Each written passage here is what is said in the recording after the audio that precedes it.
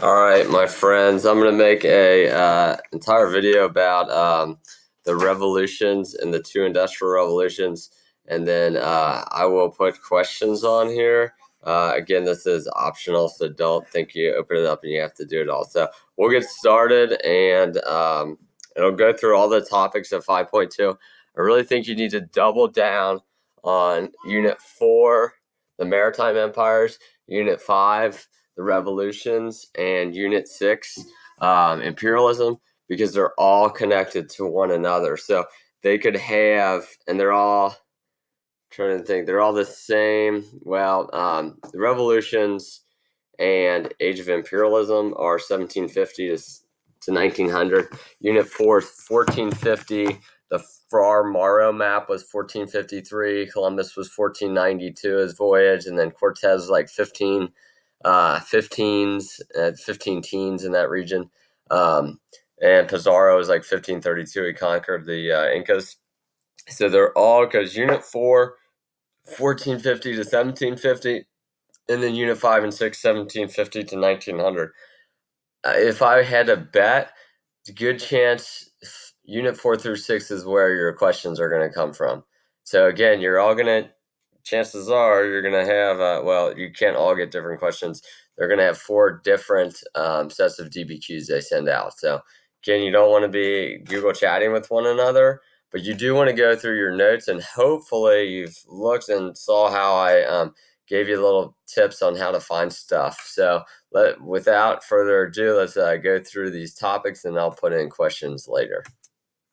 By talking about the Enlightenment, and in that movement, the thinky people of Europe introduced some very provocative ideas into the world that had some massive political consequences. And we're going to look at those specific consequences in this video, namely nationalism and political revolution. So, if you're ready, I'm ready. Let's get to it. So let's start with some revolution. Now, if you watched the last video on the Enlightenment, you may remember that some of the most consequential teachings of the Enlightenment had to do with natural rights and the social contract. Our buddy John Locke described natural rights as those rights that are given human beings by God, which is to say, not the government. And for Locke, those rights were life, liberty, and property. And if that's true, then that means that human beings are in a social contract with their government. So the social contract means that the power to rule is by nature in the hands of the people, and that means that they willingly give over some of that power to a government who in turn protects their natural rights. And so as a result of all this teaching, people started getting the idea that governments ought to protect their rights, and governments ought to run by democratic processes, and governments ought to be constitutional in nature. Those ideas started taking hold all over the world, and the first place they really took hold and caused a revolution was in the British colonies of North America. The American Revolution occurred for many reasons, not least of which was that over time the colonies had grown functionally independent of the British crown. I mean, first of all, there was a giant ocean separating the colonies from the motherland. Second of all, the colonies grew increasingly suspicious of the crown because although the colonists had precisely no representation in the British Parliament, the government kept levying taxes on the colonists, and these taxes were becoming more and more odious. And so on July 4th, 1776, the British colonies of America declared their independence and became the United States of America. Ooh, baby, am I the only one who wants to high-five a bald eagle right now? Now, this is important because the Declaration of Independence, penned by our good buddy Thomas Jefferson, was positively suffused with Enlightenment thinking, namely John Locke's Enlightenment thinking. Let me give you an example. We hold these truths to be self-evident that all men are created equal and are endowed by their Creator with certain unalienable rights. There's the natural rights doctrine. And that to secure these rights, governments are instituted among men, deriving their just powers from the consent of the governed, that whenever any form of government becomes destructive of these ends, it is the right of the people to alter or abolish it. And that right there is the social contract. And it was surely not a foregone conclusion that these fledgling colonies in the Americas would actually win against the British Empire. But with a little help from the French, that's exactly what they did. And by 1783, the United States of America was officially outside of the thumb of the British Empire and were a nation of their own. Now, the American Revolution provided inspiration for another revolution that occurred only a few years later, namely the French Revolution. So by the 1780s, France was like shoulders deep in economic woes, mainly caused by war spending. And in order to solve that problem, King Louis XVI called in 1789 a meeting of the Estates General. And the Estates General was an official body that represented the 3 estates of the French population, namely the clergy, the nobility, and the commoners. And even though the Third Estate represented like 98% 8% of the population, they still had an equal vote with the other two estates, the clergy and the nobility, which really only represented about 2% of the population. Now, the third estate may have been less educated, but they could do that kind of math, and what that kind of math told them was that the other two estates were taking a representative dump on them. So, as a result, the third estate broke away and formed their own representative body called the National Assembly, and when Louis XVI heard about such insolence, he threatened to arrest the leaders of the National Assembly, and in response to that, on July 14, 1789, an angry crowd stormed the Bastille, which was a prison that, in the eyes of the people, symbolized monarchical abuse and the corruption of the aristocracy. And this fervor spread throughout France, inciting peasants from all over to rise up against their nobles. The result of all of this was significant. Louis XVI was forced to accept a new governmental arrangement that gave significant voice to the National Assembly. And out of all of this, a new document was produced, and wouldn't you know it, that document's cup runneth over with Enlightenment thought. It was called the Declaration of the Rights of Man and Citizen, and it was deeply influenced by the American Declaration of Independence and included protections of basic human rights and provided for a limited monarchy. Now, that last part, as you can imagine, was not favorable to Louis XVI. He fought against it, and that initiated a period of the French Revolution called the Reign of Terror, which culminated in the beheading of the king. Now, across the sea, France had a colony in a little island called Haiti, and that's where our third revolution occurred. Now, this colony, in terms of population, was mainly made up of two different groups of people. There were a few French plantation owners, and then there was a huge population of enslaved Africans who were working for the plantation owners. And so as the National Assembly back in France flooded the streets yelling out liberty and they're beheading kings because they deserve freedom from tyranny, the slave population in Haiti is like, yeah, those seem like some pretty good ideas, bruh. And so the enslaved population of Haiti rose up in revolution against their masters and killed many of them and burned their houses as well. In 1791, a Haitian named Toussaint Louverture took charge and led the rebellion against the French enslavers. And much like the American Revolution, it was altogether surprising when the Haitians actually clinched a victory against the French and established an independent Haitian government. It was the first successful revolution of enslaved people and the first black-led independent nation in the Western Hemisphere. Now, so far, most of these revolutions have had happy endings, but that is not always the case. That was true in the case of the New Zealand Wars. So the British annexed New Zealand in 1840 and established dominance over the natives, which were known as the Maori. And as is the case with almost every colonial endeavor that we've studied in this course, the natives of New Zealand did not take kindly to being ruled by foreign whiteys. And so the Maori tribes joined together in order to fight against the British and expel them from their land. But by 1872, the British had crushed the rebellion and clamped down even tighter on the Maori. The final revolution we're going to consider happened over in Latin America. Now, recall from the last unit that when Europeans introduced themselves into the Americas, it created a completely new social hierarchy. At the top of the hierarchy were the Peninsulares, who were those who were born in Europe. Under them were the Creoles, and they were like the B-grade Europeans because they were Europeans, but they were born in the Americas. And so with the growing awareness of revolutions that are occurring throughout the world and the profusion of Enlightenment thought into their daily lives, the Creoles began thinking of revolting themselves. Now, the Creoles were discontent for a few reasons. First, many Creoles were extraordinarily wealthy because of their agricultural pursuits, but because of the mercantilist policies of Spain, they were losing a huge chunk of their profits. And the second reason Creoles were discontent is because they were often passed over for positions of authority which were summarily reserved for Peninsulares. And so, under the leadership of Simón Bolívar, the Creoles rose up against Spain. He was extraordinarily successful and gained a huge chunk of territory that he called Gran Colombia.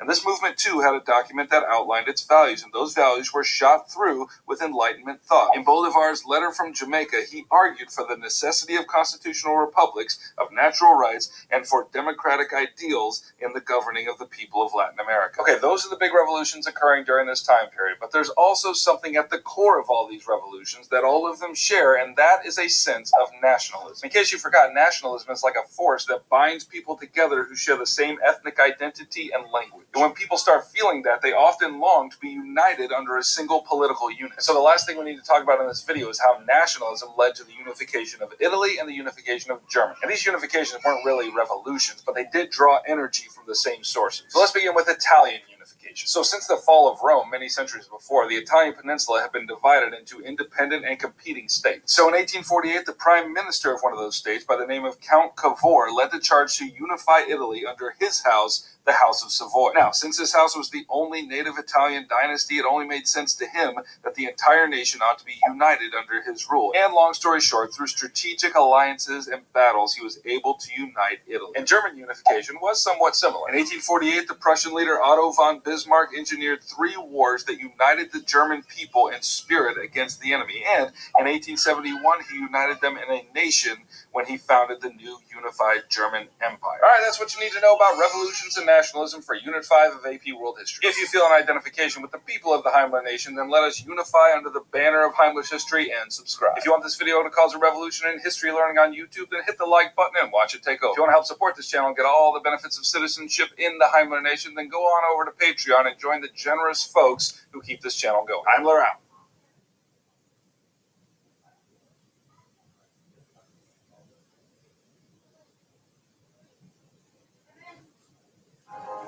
Braxton was diagnosed with choroid plexus carcinoma, a brain tumor. St. Jude is helping us put away our fears. We have an amazing team that fights for the best outcome for Braxton. He has the best chance here. I don't have to worry that how much is that bag of fluid going to cost me? Can I afford it to save my child's life?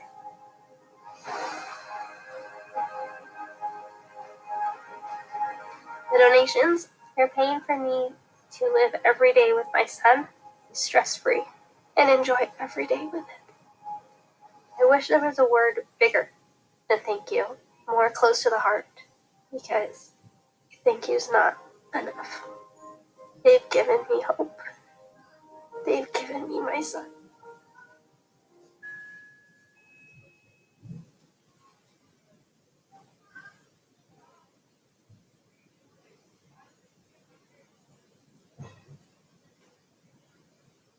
Hey, and welcome back to Heimler's History. Glad you stopped by, because in this video we're going to get into one of the main themes of AP World History Unit 5, namely the Industrial Revolution. So we're going to talk about what it is and where it came from. So if you're ready, I'm ready. Let's get to it. So the Industrial Revolution. Now, strictly defined, the Industrial Revolution is not that impressive sound. It's basically the process of making goods with machines in order to make labor more efficient. So basically, we went from making stuff with our hands to making stuff with machines. But this shift in the method of production of goods led to worldwide changes in social and economic structures on such a massive scale that it's going to be hard for me to exaggerate the magnitude of its effects. And that's what the rest of the videos in this unit are going to explore. But for now, we're going to look at what caused the Industrial Revolution to begin. It just so happened that it started in the country of England. Now, why England? Well, I got 8 reasons for it. Number 1, proximity to water. As my grandpappy used to say, son, you can't bust a grumpy in England without running into some water somewhere. Thanks, grandpappy. But it's true. England is an island, and no matter where you lived on this island, there was abundant access to rivers and canals. And this is important because it created the conditions for easy and inexpensive trade. Reason number 2, metric buttloads of raw materials. Under the surface of England's soil lay huge deposits of coal, which would be the main source of energy powering the Industrial Revolution. Also,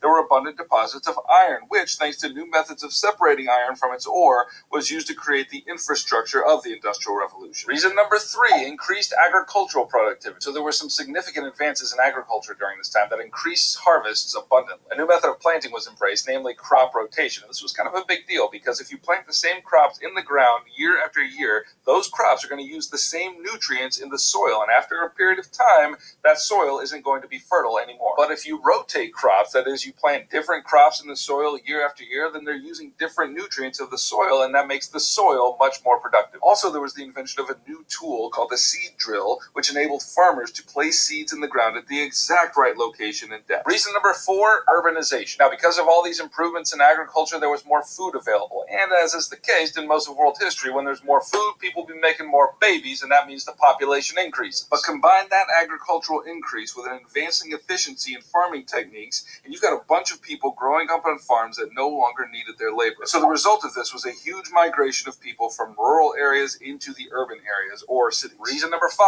legal protection of private property. This was important because it enabled entrepreneurs to take risks and build businesses without the fear that the government or some other business was going to take away what they worked for. Reason number 6, access to foreign resources. It's true that England had strategic raw materials buried under their own soil, but let's not forget what England had been busy doing in the last period, namely creating a global empire. One of the cushy benefits of that was this: they had access to all all the raw materials of their colonies. And because they had colonies in all parts of the globe, there was basically nothing that they couldn't get if they wanted it. And reason number 7, the accumulation of capital. Largely because of wealth generated by the African slave trade, British capitalists had accumulated a huge amount of capital. And that meant they had the occasion to invest that capital into new entrepreneurial opportunities should they arise.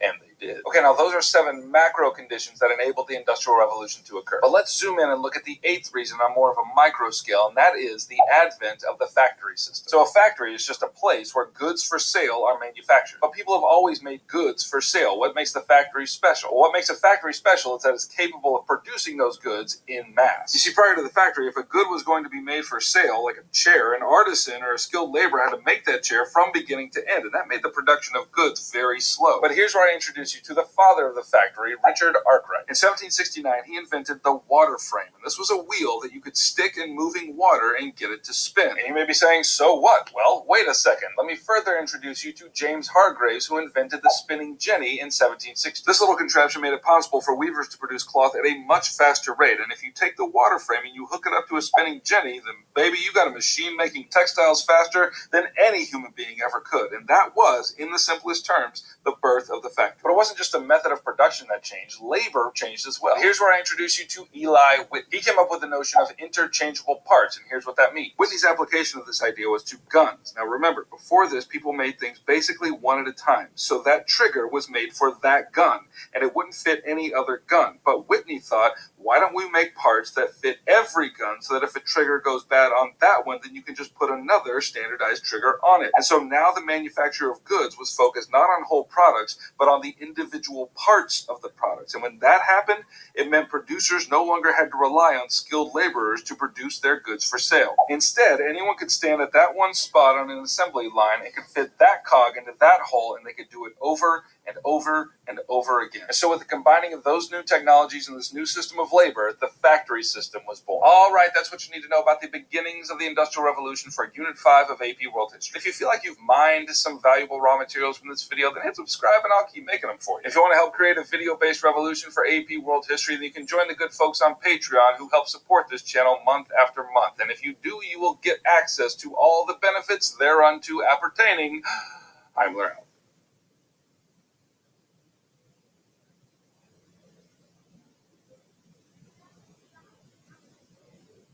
Hi, and welcome back to Heimler's History. In the last video, we talked about how the Industrial Revolution began and why specifically it began in England. In this video, we're going to talk about how the Industrial Revolution spread from England to much of the wider world. So if you're ready, I'm ready. Let's get to it. So after the Industrial Revolution was firmly established in Britain, other nations began thinking some thoughts. So let me get this straight. If we start building factories and urban centers, then we can get huge portions of our population to start crowding into cities, living in squalor, working long days in dreary and dangerous working conditions, dumping their urine and fecal matter into the streets, polluting the water with industrial waste, making it impossible to breathe a full breath because of the coal smoke pouring out of the stacks? Well, that sounds pretty dumb. Yeah, but you'll become fabulously wealthy. We're in. So from Britain, the industrial process began to spread out into Belgium and France and Germany, mainly because those nations had the same natural advantages that Britain did. If you want to know what those are, see the previous video linked below. And after that initial spread into the European continent, the Industrial Revolution spread to the United States, into Russia, and into Japan. And it's those 3 nations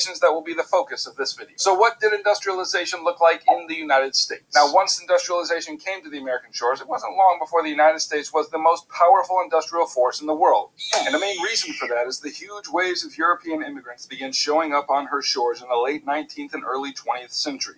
Most of these immigrants were Irish and German and often settled in urban centers. And because factories needed unskilled laborers to keep their machines churning, and because the factories wanted to pay these machine churners next to nothing, immigrants fit the bill. And not surprisingly, while it was good in some ways that these immigrants found work, they also found a substantial chunk of Americans who thought that the immigrant presence polluted the American nation. As far as I'm concerned, if you don't speak American, you ain't American. All right, how about the spread of the Industrial Revolution into Russia? Well, in Russia, industry focused heavily on the building of railroads. And beginning in the late 19th century, Russia undertook the magnificent feat of constructing the Trans-Siberian Railroad, which stretched all the way from Moscow to the Pacific Ocean. And the chief effect of the completion of this project was a significant increase in trade with eastern states like China. And another focus of the Russian industrial movement was the expansion of the steel industry. And by 1900, Russia was the 4th largest producer of steel in the world. You know, not to brag or anything, but when it comes to steel production worldwide, we're 4th. Weird flex, but Okay, and now let me take a moment to apologize to all the Russians watching for that terrible Russian accent. I think that was just Gru from Despicable Me, so,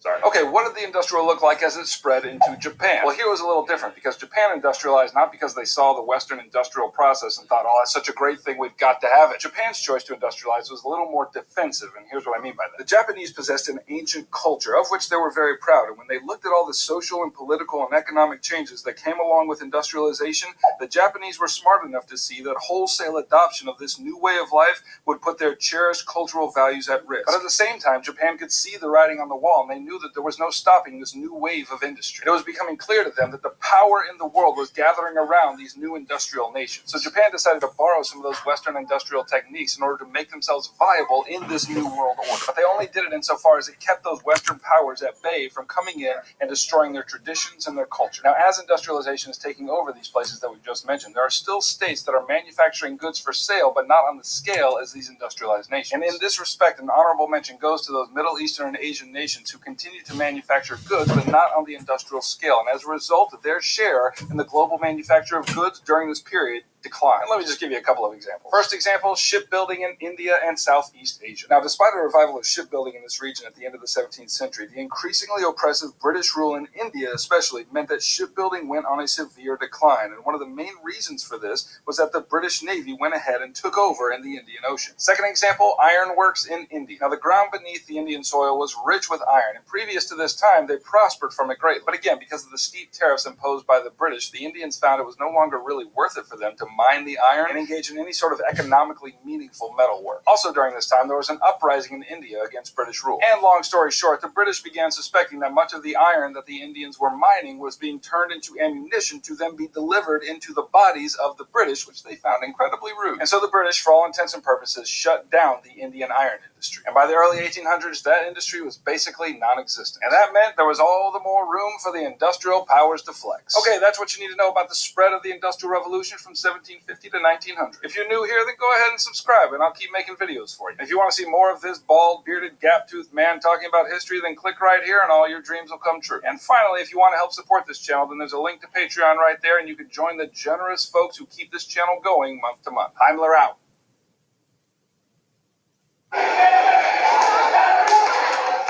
January 2017, we had gone to watch one of my nephews play basketball. Ellie was running up and down the court at halftime, playing with the other little girls, running up and down the bleachers. And we go to bed that night. Everything was just normal.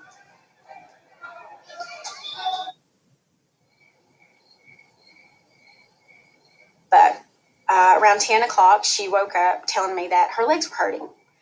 And I thought, well, she was running a lot tonight. She's probably just tired. Ellie's always been a very healthy child. She was never really much of a crier because she was always around boys and you had to be tough. But she was continuing to hurt. I tried everything. I had massaged her legs, ice, heat. At 3 a.m., she looked at me and she said, "Mommy, please help me." So I did. I put her in the car and I took her to the Children's Hospital. They took her straight back and the doctor did some tests. The ER doctor, he came in, he talked to me and he said, her x-ray looks great. Her blood work looks normal. However, I don't want you to leave yet. He said there's 2 more tests that I'm waiting on that aren't back. And at 8:30, a new doctor comes in. And that's when he told us all the tests were highly suspicious for leukemia. That was the worst moment of my life. Ellie crawls up in my lap. She put her little hands on my face. And she said, "Breathe, Mommy, breathe." 2 days later, they sent us to Memphis at St. Jude. You know, when we got here, she says, "Mom, I am mad at you." And I said, "Why are you mad at me?" And she said, "Well, you have taken me to the hospital where kids have cancer." So she asked me, she said, "Mom, do I have cancer?" And I wasn't going to lie to her. I said, "That's what the doctors think, and that's why we're here." She just said, "Mom, I don't want to be a cancer person." So I just sat there and held her and just told her it was going to be okay. But a few days later, we got some unexpected news. When Ellie had her bone marrow biopsy and some other testing done, it moved Ellie from a low risk category to a high risk. I wasn't prepared for that at all. You have a million questions going through your mind at that point, but your biggest question is my little girl going to be okay? Please, God, don't take her. You know, that was just the beginning of her battle. Ellie's treatment, it is pretty intense. You know, I think about the medicine that my child has had, and it is more than the majority of people take in a lifetime. But she just amazes me every day with how strong she is. She's my hero, and she's a blessing to us. But she misses doing things that she used to do. We tried to find things for her to look forward to, even though she felt so ill.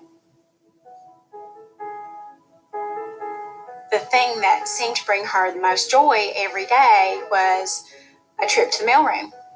So that became part of our daily routine to see, does Ellie have mail? She got mail from all over the United States. I still don't know who some of the people were who sent her just a card that says, "Stay strong, brave girl. We're so proud of you." And we read every card she has ever gotten. The mail brightened her day. Not only did it comfort her, but it was a huge comfort to me and her father just to know that we had that many people who loved her, were thinking about her. We would never have enough time to thank them. I know that my baby will never stop. This is only going to make her stronger. I know that she will tackle anything in her future, but I do think St. Jude, they are giving her a future. We'll never be able to repay St. Jude for what they've done to allow me to be with her every day and not have to worry about paying those medical bills at the end of this. That's all I need to worry about, is focusing on her. That's all I want to do, is just to make sure she's okay, she's comfortable. And for that, I'm forever grateful.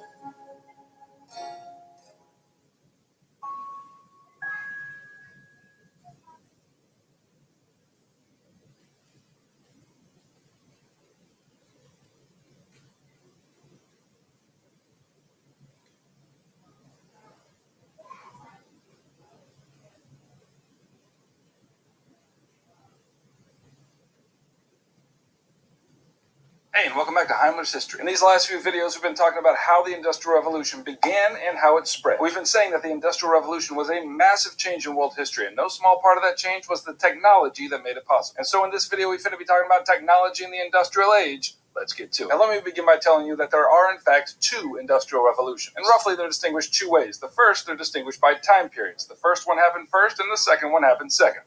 And second, they're distinguished by the kind of technology that characterized each period. And I'm kind of in the mood to look at both. So the first Industrial Revolution took place roughly from the mid-18th century to the mid-19th century. And the major player in terms of technology in the first Industrial Revolution was the steam engine invented by our good buddy James Watt. So in a previous video, I mentioned that coal was the chief natural resource that got the Industrial Revolution going. In this video, I'm going to tell you why. So James Watt discovered that if you burn coal, then you could heat up water. And if you got that water hot enough, it would produce steam. And if you put that steam under pressure in an engine, that it could push a piston, which could then turn a wheel. That's probably like the worst explanation of the physics of the steam engine, but I mean, you get it, right? Coal, hot, steam, turn stuff. Now, why was that such a big deal? Well, do you remember what I told you in a previous video about the birth of the factory system? Well, if you don't, then let me tell you now. The factory system was born out of the power of the water frame. You stuck a wheel in the water turned it, and your factory made stuff. But think about that for a second. If your factory depends on running water, then that means that there's only so many places that you can actually build a factory. But now, if you got yourself a steam engine and a buttload of coal, then you could build a factory anywhere you wanted. It was a huge innovation that led to factories being built all over the place. place. But the steam engine didn't only revolutionize the factory, it also had a big effect on transportation as well. Example number 1,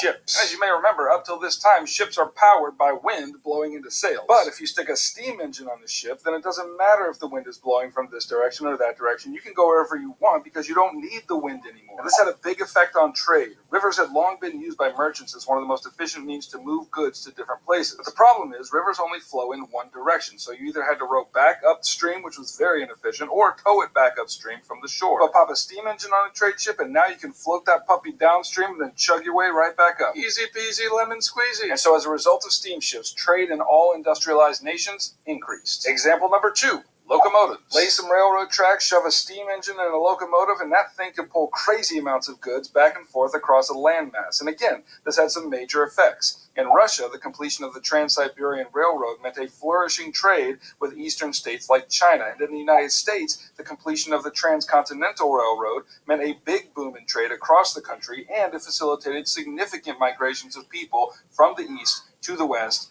and vice versa. Okay, so those are some of the greatest technological hits from the first industrial revolution. Now let's turn our attention and look to the second industrial revolution, which basically occurred from the mid-19th century to the early 20th century. Now the major players in the second industrial revolution were the United States, Great Britain, and Germany. So whereas the first industrial revolution majored in steam power, iron, and textiles, the second industrial revolution majored in steel, gas power, and communication. And now let's look at each of those in turn. First, steel. It was during this time that we see the rise of the mass production of steel, which was much stronger than iron. Steel became the building block of the Industrial Revolution because a new process for refining it was introduced. It was called the Bessemer process, and without getting into the technicalities of it, because let's be honest, I'm a history teacher, when we start talking about the physics of things, I'm at the very end of my mental capacities. The process was basically this. You blast hot iron with air, and that gets rid of all the impurities, and then you get steel. Anyway, the process of it doesn't matter. What matters is that the Bessemer process during this time gave people the ability to make mass quantities of steel. Alright, now let's look at gas power, which was the byproduct of oil. By the mid-1800s, oil wells were being drilled all over the dang place.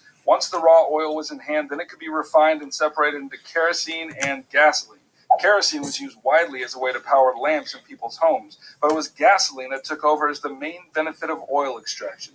The internal combustion engine was developed in the late 19th century, and it was similar to the steam engine in that it used pistons to turn cranks, but instead of being powered by steam, ignited gasoline pushed the piston. Also in the second industrial revolution, there was a revolution in communication. And the reason why is because there were some major developments during this period in the harnessing of electricity. And one of the applications of this harnessed electricity was the telegraph. This little gadget was invented by Samuel Morse in 1837, and basically was capable of sending pulses of electricity in a combination of long and short bursts along electrical wires at great distance. Building on this idea, in 1876, Alexander Graham Bell invented the telephone, which didn't just transmit bursts of electricity, but actual voices of actual human beings. Now let's stop there and mention a few of the major consequences of the advent of all of this new technology in both industrial revolutions. One major consequence was the increase of trade. With new means of transportation, first with the steam engine and then with the internal combustion engine, manufactured goods can now be shipped to distant markets far more efficiently. A second consequence of all of this is new waves of migration. Not only was it easier to travel to new parts of the globe, but once you got there, it was easier to communicate with your family members that you left back home. Because that was true, it was much easier to conceive of moving to places far off from your larger family, and that's going to have social consequences that we're going to explore more fully in the next unit. Okay, that's what you need to know about technology in the industrial age for AP World History Unit 5. If you're not already subscribed, then go ahead and join us, and I'll keep making videos for you. You know, YouTube has been tracking your every move online, and they think, based on all of your choices, that you're going to love this video right here. And finally, if you want to help keep this channel viable and thriving, you could join the good folks at Patreon who donate monthly to this channel to help keep it afloat. Heimler out.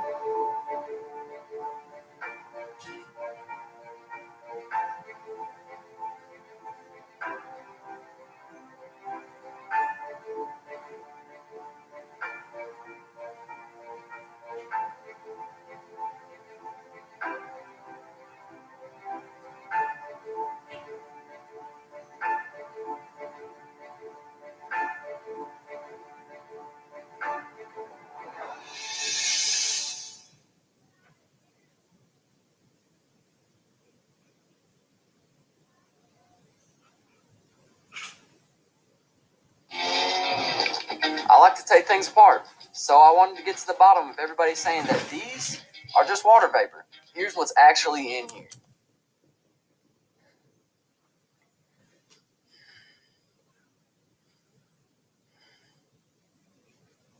Hi, and welcome back to Heimler's History. In the last few videos, we've been focusing on Unit 5 of AP World History, and we've been focusing specifically on the Industrial Revolution. And in this video, we're going to look at some governments around the world and whether they accepted the Industrial Revolution or they rejected it or some mixture of both. So if you're ready, I'm ready, let's get to it. Now, before we get started, I will be remiss if I didn't mention that I just released a new resource to help you with your AP World History class and your AP World History exam. It's called the AP World History Ultimate Review Packet, and it's going to help you crush your AP exams harder than exposed industrial age machinery can crush an underpaid factory worker's fever. And if that's something you're into, then it's linked down in the description below. Okay, so Governments and the Industrial Revolution. So as industrialization spread, many governments were faced with a difficult choice. Either they could hold on to their traditional values or they could industrialize and go modern. And I want to show you how that choice played out in two places in particular, namely the Ottoman Empire and Japan. And just for poops and giggles, let's start with our friends in the Ottoman Empire. Now, the Ottoman Empire was in a rough way in the 1800s. In fact, their nickname during this time was the Sick Man of Europe. Now, why were the Ottomans sick? Well, first of all, other powerful European countries like Britain and France and Russia were pressing in on the Ottoman Empire on all sides to establish colonial holdings. Second, as power and wealth began to transition into the industrialized nations, non-industrial folks like the Ottomans began to see their power and wealth decline. And third, they had a string of weak and turdish leaders who did nothing to stop or rectify the first two things I just mentioned. And so, we've got ourselves a sick man in Europe. But enter Muhammad Ali. Not that guy, that guy. Ali was an Ottoman officer who rose to prominence during a little scuttle in Egypt. At this time, Egypt was part of the Ottoman Empire, but the Ottoman Sultan had largely lost control of the region because of the aforementioned turdishness. And so the local Egyptian leaders named Ali their governor, and because he had the backing of the people, the weakened sultan could do little about it. And so under the leadership of Muhammad Ali, Egypt was brought into the industrial age. Ali oversaw the building of textile factories and arms factories and shipyards. And this is a good example of state-sponsored industrialization. Okay, now let's turn our attention to Japan. For about 400 years prior to this period, Japan had largely kept to itself. Hey Japan, we got a party going on. Y'all want to come? Okay, that's fine. You want to come later? No, I'm going to need about 400 years of me time. Stop looking at me. Now, the reason Japan was being all introverted was because they had developed a rich culture and wanted to protect it from outside influence, especially industrial influence. They could see that to accept industrialization meant way more than building a few factories and opening themselves up to new trading partners. They understood that industrialization carried more than economic freight. It also carried cultural freight as well, specifically Western cultural freight. So to them, to accept industrialization was tantamount to accepting Western culture. And so the Western industrial powers honored Japan's introversion and just left them alone to be Japanese.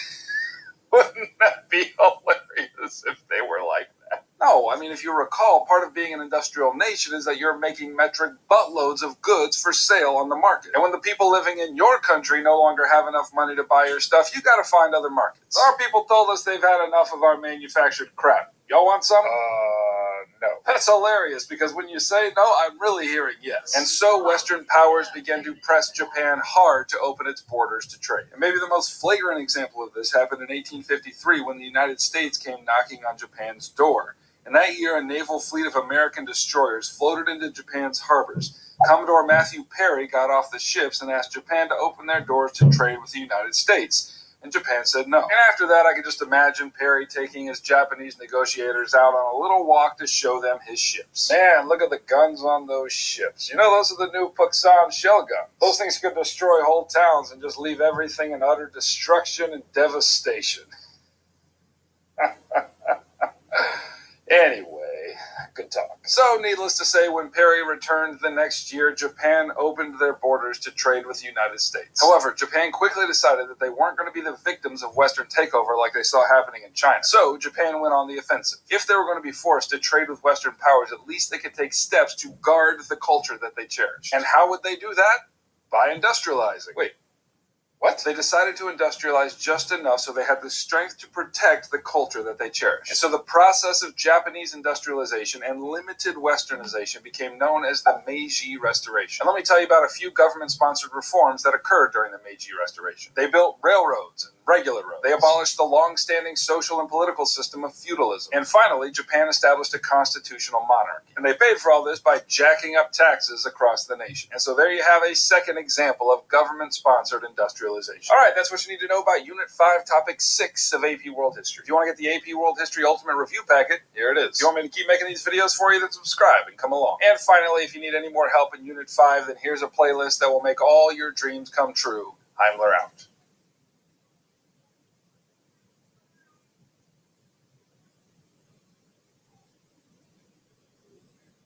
Hi, and welcome back to Heimler's History. In the last few videos, we've been talking about the Industrial Revolution and the massive changes that accompanied its advent. And in this video, we're going to narrow in on some of the economic and social changes that accompanied the Industrial Revolution as states began to industrialize. And if that sounds funner to you than getting kicked in the face by a zebra, Then let's get to it. So as the Industrial Revolution began to take hold in many states, there was a significant economic shift. States that had long embraced the economic system of mercantilism now abandoned it in favor of Adam Smith's laissez-faire capitalism. And in case you forgot, mercantilism was the economic system which championed the following tenets. First, there's only a fixed amount of wealth in the world, so if my slice of the pie is going to be bigger, yours has to be smaller. Second, a country's portion of that wealth was measured in silver and gold.